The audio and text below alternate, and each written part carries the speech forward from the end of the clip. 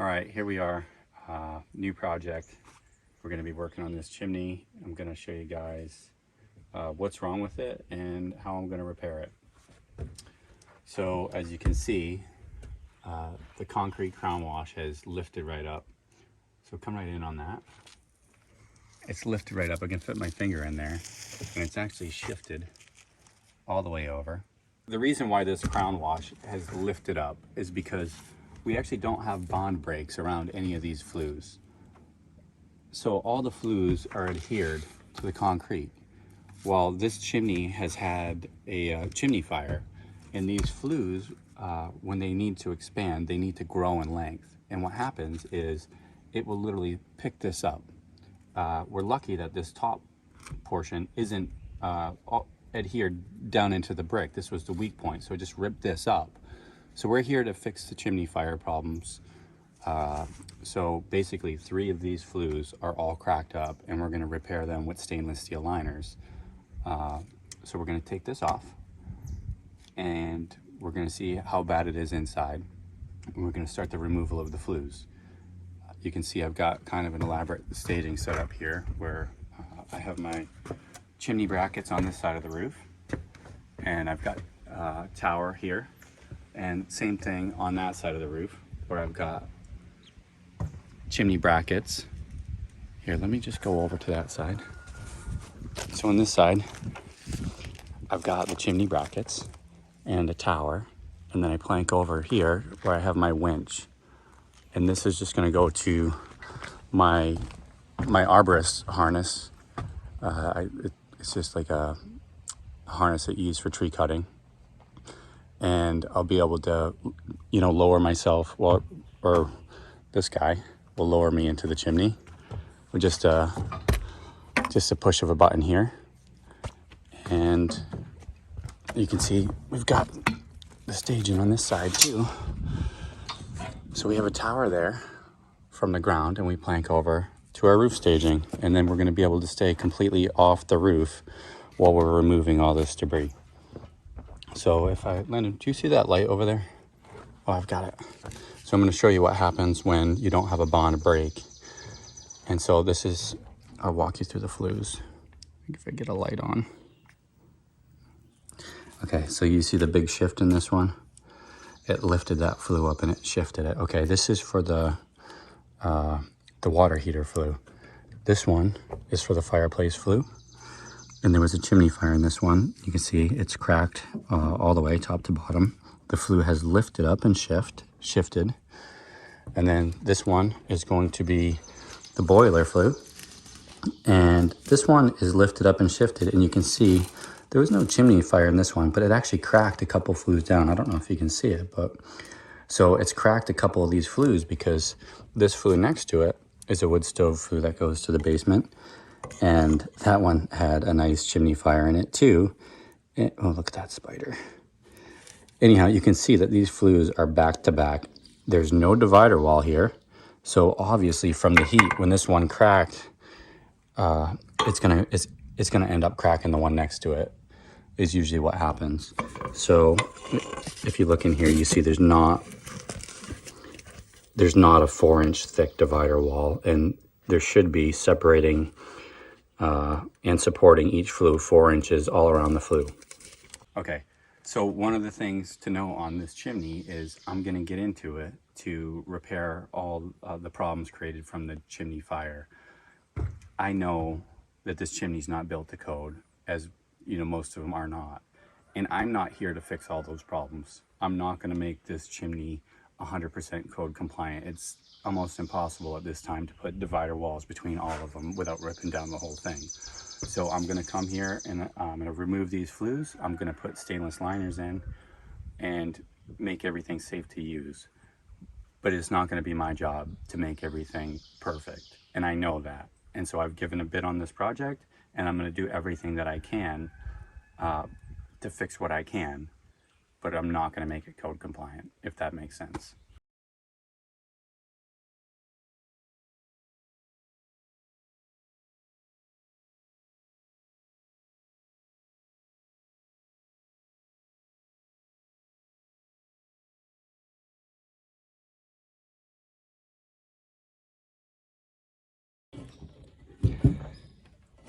So we've got the concrete crown wash off now, and then now we can start to see how things were built. They've got the crown wash was just held up. It's got the rebar on here, and then everywhere else it's got pieces of wood, little thin strips of wood that would come across like this. You can see that they're all kind of charred and nasty, and I don't really know why anybody would put wood in a chimney. Actually, I do know why. It's because they're readily available. Anybody that's ever built a fireplace knows where these pieces of wood come from. And these pieces of wood are, they come on a pallet and they separate all the flues. They're like little pieces of strapping between the flues. So they're there on the job. And if you're in a pinch, I guess you could just use wood to build your fireplace or chimney. It's not a good idea. I've definitely seen it done a bunch of times. I would not do it. Anyhow, so we can start to see how this is, you know, the cracking that's happened. Now we can look in and see that this wall is all coated and it's been venting into the chase for a while here.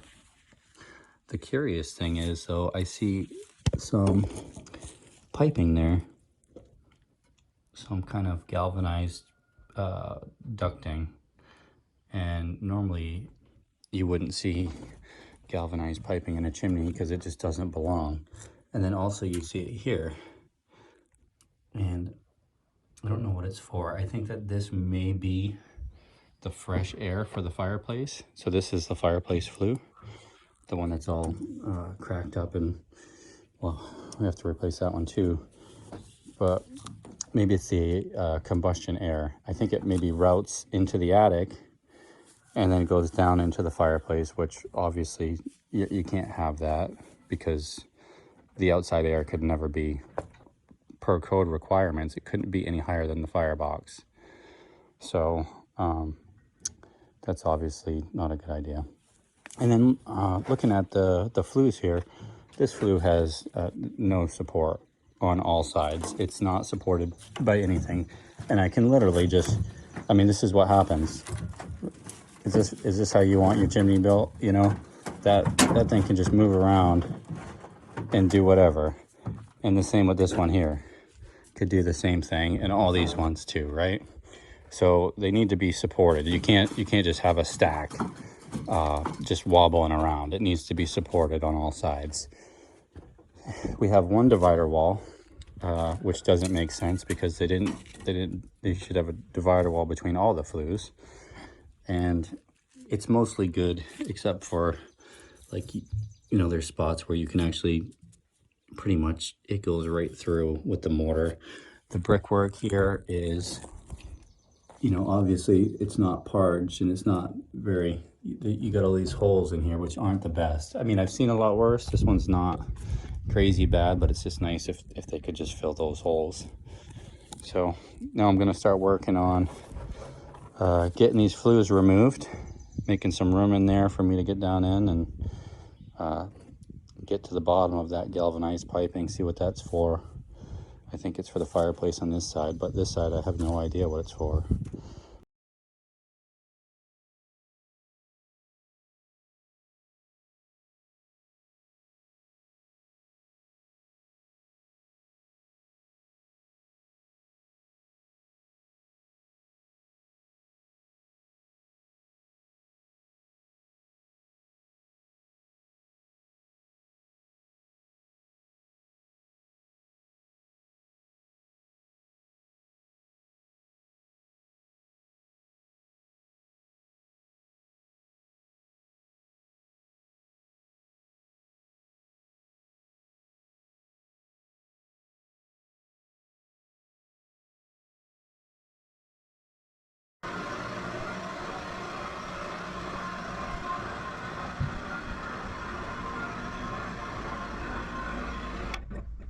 We're at the point now where we've got all the flues removed, and you can just see this stack of flues left. That's for the water heater, and then this down there is the top of the smoke chamber.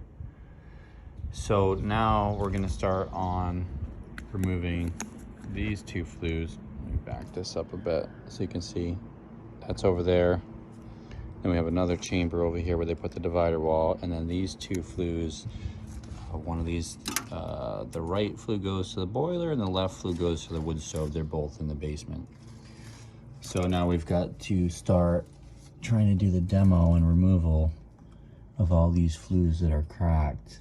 It's going to be tricky because it's tight and there's not a lot of room for me to get into this chamber.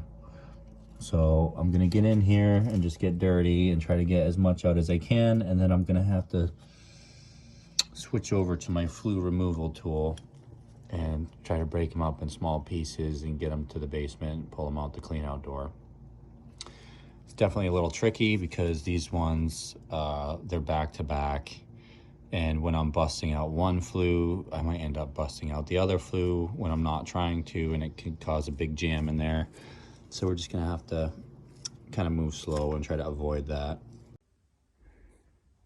All right, this is the setup. Obviously not ideal. So we've got the flue in there. You can see it's cracked. We gotta get this galvanized thimble out of here, open it up a bit. The clean out's down there, so we'll have to pull the stove out of here, make a little bit of room to work. I don't really know what's going on here. I don't know why it's all chained up like that. I don't know why there's a weighted piece of wood hooked up.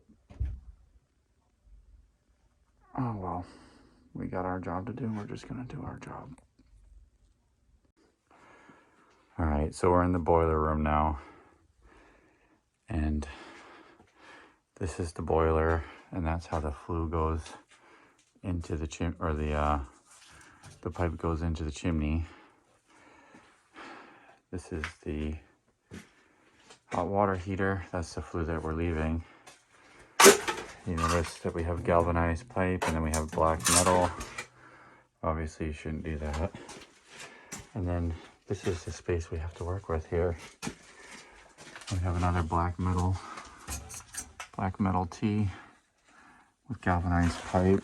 I gotta come around back here, and they just got a 90-degree stuffed into there. Doesn't even fit. Doesn't even fit that thimble. Something weird going on there. So anyhow, yeah, we're working in a tight space here. This is not ideal. And that's what the clean out looks like. Oh, that one's actually all spiderweb cracked all the way down here. And so we're gonna start working on getting all these flues out of here. We have limited space to do it. We're gonna have to try to make it work. We take all that piping out of the way here.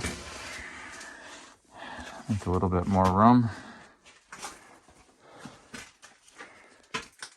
Oh, you can see the horizontal cracking here. If you look close enough, you can see it's all cracked. That's from the chimney fire. The heat lifted it up somehow all the way through.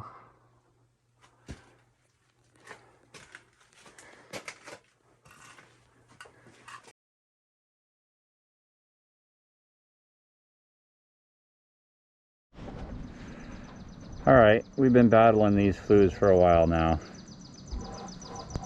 We've been working to clear this jam. We got all jammed up, and it's taken us a while. We've been at it for a couple hours at least, trying to get this jam. And I've got the flues removed all the way down in there. Let me get my light. So I've got the flues removed all the way down to about the firebox floor, and I've just got a small jam left in there, and I'm gonna go down and just finish clearing it. You can see everything's all black. It gets nasty in there. My mask is just like disgusting. But one more trip down and I'll have it, and then we'll be ready to fit liners. So I'll take you down with me. Okay, here we go. I'm gonna take you guys down in here with me. show you what it's like. All right, lower me down.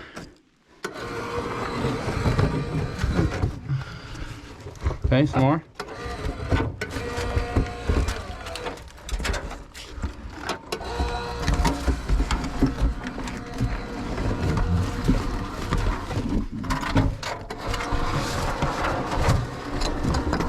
Okay, go easy. Let me take a look. Okay, I got like 10 more feet to go, I suppose. Okay, go slow here. Hold on. You gotta wait for me. I gotta get around this. There's a build out next to the firebox that I gotta sneak by.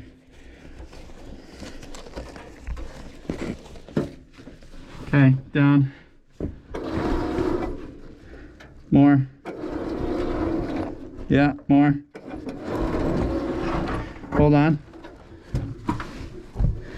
Okay, a little more. Hold up.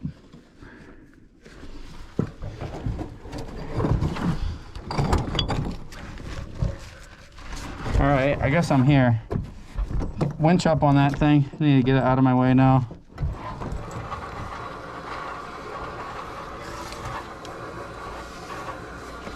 Yeah, a little more. Up. Okay, right there. Okay. It's pretty tight in here. So, that's what we're looking at. This is the jam. This is the side I just cleared out. If you can see that. Now I gotta try to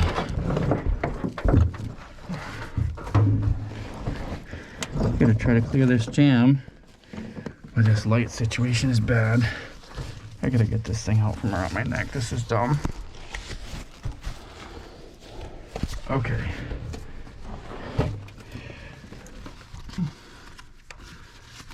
Here we go. That's the spot right there that I was jammed up in. Now I gotta kick some of this stuff down through there so I can get this other side unjammed. We got that hole and the other hole now. Oh, it's tight in here. I'll show you this one. Now we can see this one. I'm sure the video quality sucks, but everything kind of sucks in here. Okay. Okay, up. Slowly. Go ahead. A little more. Yep. Good. Up.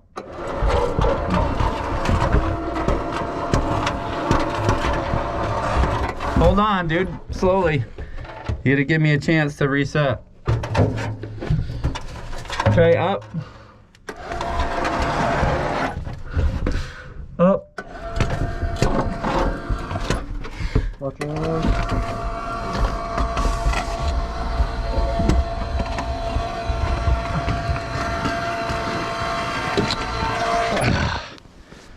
All right. Dude, it's all like scaly. Oh my gosh. So gross. It looks like you just cried when you had like mascara on. I know, right? Oh god. I look feminine all of a sudden.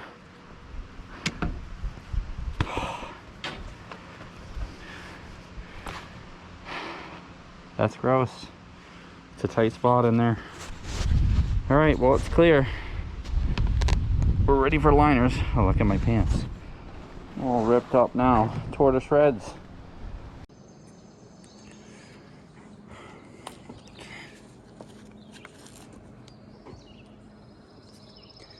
So finally, I've got all the flues out. I was able to clear the jam. Now I can see all the way down. There's no flues. I have enough room for both liners to get through. It's tricky down there because if everything's happening right beside the fireplace, you can see where it gets narrow. So it's really tight and it's awkward and everything's kind of gets mortared in solid when it goes by the fireplace. So it's tough to get the flues out through there. But we're able to do it. And so this galvanized pipe that you're seeing right here that runs up this side And it actually runs up over this side too, right here.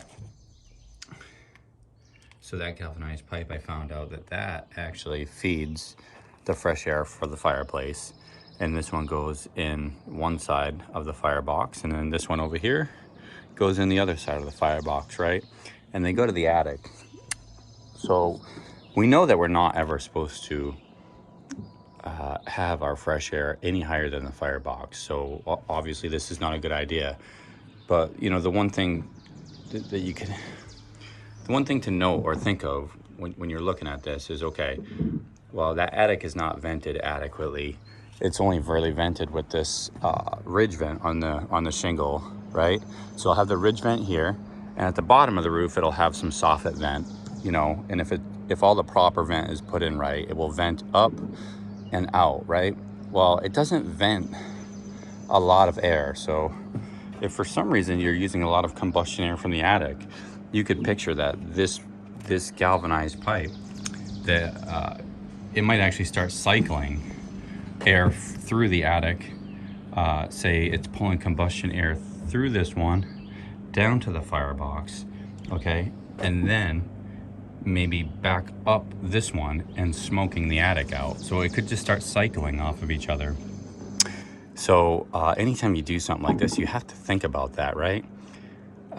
It will just start drafting off each other and just cycling smoke into your attic, which obviously isn't a good idea, and that's why we're not allowed to do stuff like this. So the guy was just trying to get a little creative, and you know, he put in the combustion air, which is a good thing, but he just, you know, he did it wrong, and they were a little short-sighted in their thinking of how that actually should work safely. So anyhow, yeah, we're at the stage where we're ready to get some liners in now. This is the difference between a flue that has had a severe chimney fire in it, maybe more than one. See how it's all cracked up like this? So this is the Fireplace flue that had the chimney fire in it. And now I'm gonna show you what it looks like. This is the boiler flue. So this one did not have a chimney fire in it, but this one was right next to the wood stove flue that had a chimney fire in it. And this is a perfect example of why you need a divider wall. So these flues were so close that when this flue beside it, let's pretend this was the wood stove flue, and this one had the chimney fire, and this one was too close without the divider wall. And so this one cracks due to thermal shock. This is a perfect example of thermal shock. See how it cracked on the side where the heat was? And then you can see these are violent vertical cracks, and they're due to thermal shock. It's getting all the heat on one side, and the temperature is cooler on the other. So it pops. They all pop like this on the side where the heat is. You see this one? They're all the same. And this was the boiler flue. There was never a chimney fire in this one. So this is why you put divider walls in. So we've had one big change to what we're doing here. Originally, when when I quoted the job, we were gonna make this back into a working fireplace. And now we're not. The homeowner wants to put some sort of, wood stove or wood burning insert in. So instead of having a working fireplace, we're gonna have a non-working fireplace, and we're gonna have like a 6-inch liner that goes down through and attaches to, whatever kind of unit they want to put in. If they want to put an insert unit in for wood burning, or if they're going to put in just a wood stove for wood burning. So we're going to do away with the fireplace liner, and we're just going to install an insulated 6-inch stove liner.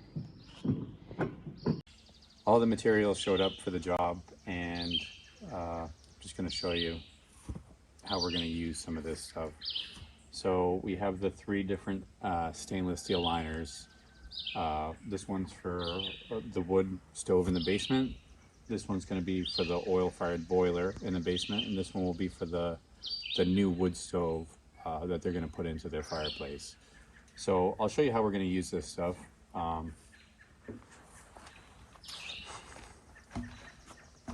So because this is a wood-fired appliance, anytime you have a wood-fired appliance, when we put stainless steel in, we have to insulate.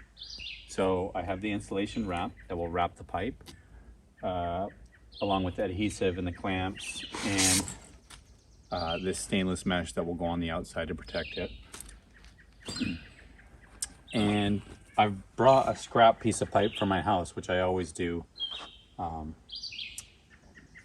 for the bottom section. So on the bottom section, I'm always going to have a clean out, and then I'm going to have a thimble up there for the appliance. So the wood stove will plug into that thimble, and then the clean out will be here. Let me show you how these T's work. So this is a T body. It's just got a simple T end cap that goes on here.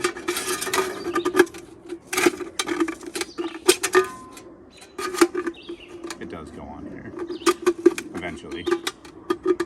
Oh my gosh. There we go, just like that.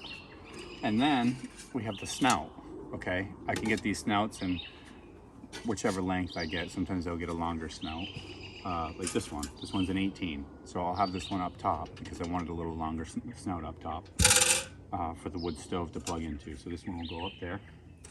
And this one will go on here like this. It's got this little band here. And on the inside, you can see, it's just like a, kind of like a radiator clamp style that goes around the T-body, and it clamps on just like that. When that band tightens up, it will hold it. This is a 2-part T, okay? On the wood stove that's going upstairs in the fireplace, I have a welded T. This one doesn't have to go down through the chimney, so I'll put the liner down and then I'll install this one after. So I was able to get a welded or a fixed T for this one. And then we just have a simple termination at the top. This is a 9x9 top plate, and it will just go right on top of a flue like this at the top. And that will be our termination.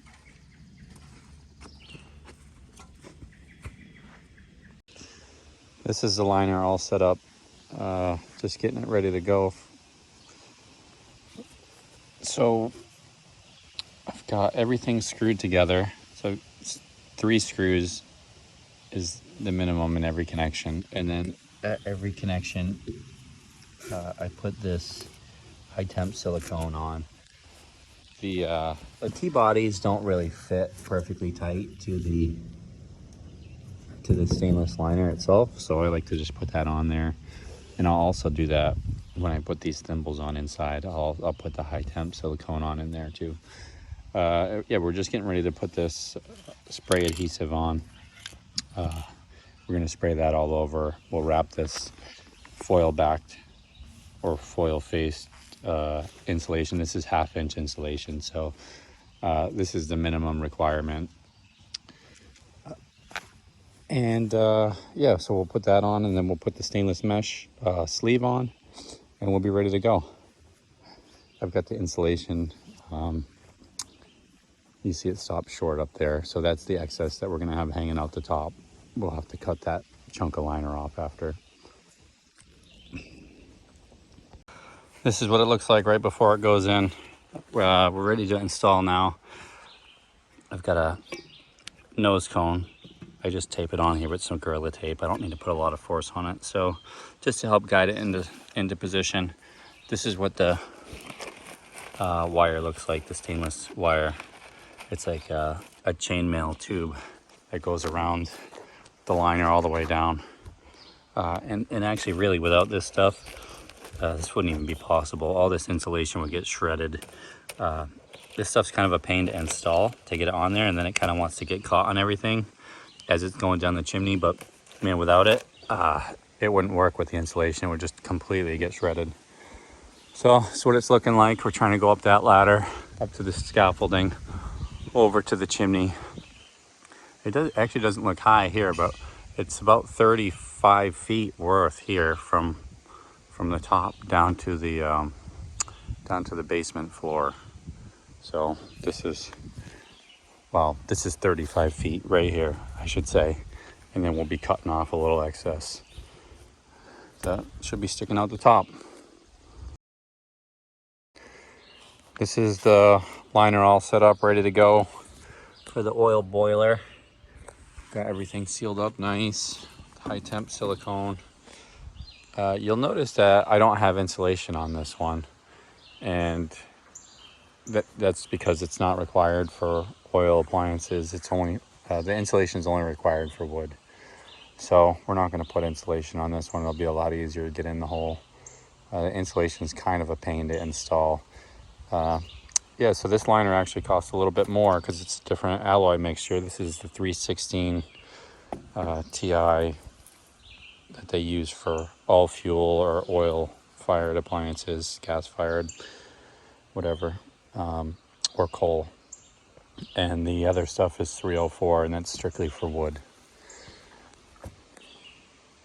All right, this is the last liner. This is the one for the wood stove line, the wood stove that's going to go in the fireplace. As you can see, it's real simple. Just insulation, stainless mesh, clamps, and then the T and the T end cap will go on once it gets inside through the damper. All right, here we are. Just finished up the boiler flue. Have it all mudded in. You can see I have a clean out on the snout. This is the snout cover, so just put one screw in to hold it there, mudded around it. This one, just threw in a couple bricks on the corner. I actually brought that thimble out at a 45. So, well, I put a 45-degree elbow on it to get this going a little smoother. You can see this side. It's really cramped working in here. And that's about how it goes in. It goes in a lot smoother. Instead of a 90-degree, it just 45s right into the liner. This is the wood stove side. Got everything all mudded in. Still got to do a little touch up and clean up here on this side. You can see when you look in the thimble, zoom right in. You can see I've got it all high temp silicone all around.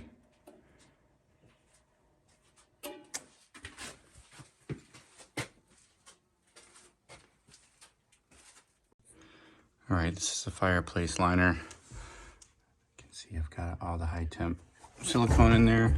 It's just a fixed T, so this one's welded on. T end cap. And then if you look up in here, you can see the connection to the liner.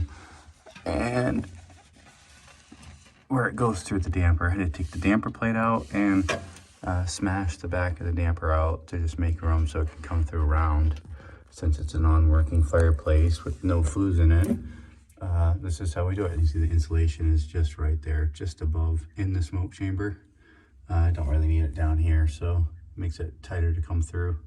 So I'll have to just get some insulation and stuff, some fireproof insulation on either side to stop any kind of draft. And then when we get the wood stove, eventually this snout will probably have to be cut down to get the wood stove in, because this snout is 10 inches, it's probably going to be too long. All right, this is where we are. Getting ready to put the concrete crown wash on, and this is the detail that I like to use. I like to just cut some rebar to length, and then I'll just take my angle grinder and grind it in on either side until it's flush with the brick. And then I cut my galvanized lath around everything, and then I put the flues on like this. It's just a loose piece of flue sitting on 2 pieces of rebar, same thing there. And then once this is on, I can put my top plate on and I can winch up my liner. You see I got the insulation all the way up here. It's just like an inch below, and the liner down below is actually nice and straight. I can cut the liner off above. I got I had insulation on here. It's got a little left on, but I'll just scrub that off. And I have to set this flue. This is the hot water heater flue. That's the only one that's actually going to get a bond break up here.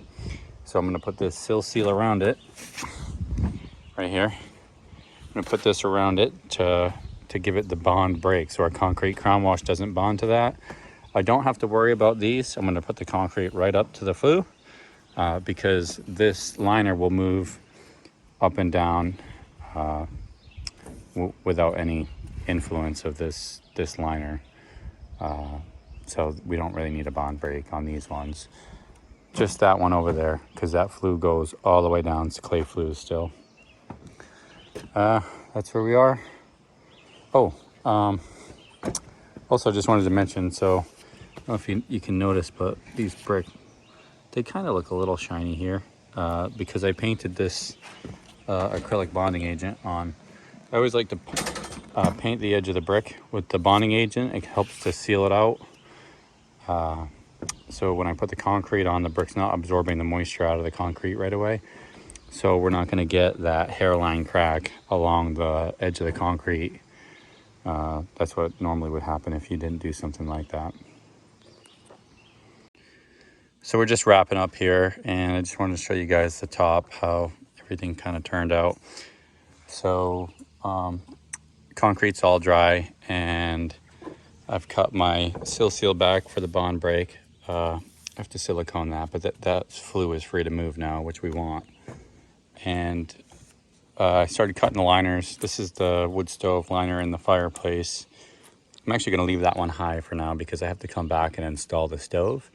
So I'm just going to leave room to put a pair of vice grips on here and pull that liner up. So I have some adjustment when I go to put the stove on. I might have to move it up a little higher or lower, and then I'll just recut it.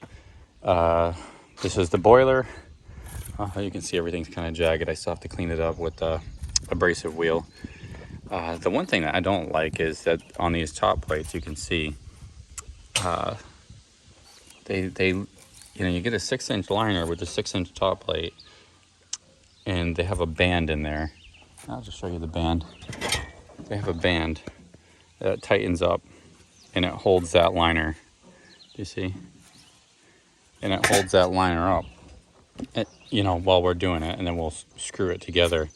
When you tighten up on that band, it leaves a big gap here. I wish they would fix that or come up with some other way to shim behind there and keep this thing centered better, because it's kind of ugly. Matter of fact, these top plates all together are kind of ugly. I wish that they would just come up with a different, better way to do it. But anyhow, that's what we're working with now. So about to do this one, and you can see I've got the flue. You can see the wire lath that I've cut out.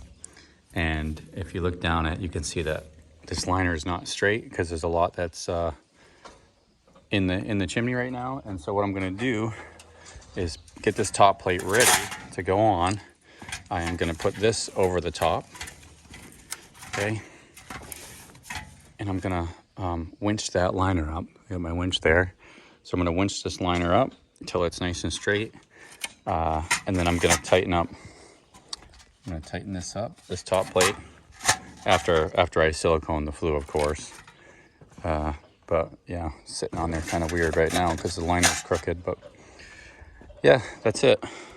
Just a little bit of to fix the lid on the side, but pretty much this job's done until I have to come back and install the wood stove. I just want to say about this crown wash, it's not exactly the way you're supposed to do it. By today's standards, they want you to cantilever this edge over all around and just form it up and pour it. I think the whole thing's kind of ridiculous. I hate the way it looks. Most homeowners don't like the way it looks. I feel like it takes away from the chimney. And also, I just think the better way to do it is to do something like this and then put a custom rain cap on here, and the rain cap will extend beyond the chimney and have the drip edge on the rain cap. I like doing it that way. Some guys might not agree with it, but I'm not going to form up and pour a cap here if the homeowner doesn't like it and doesn't want me to do it.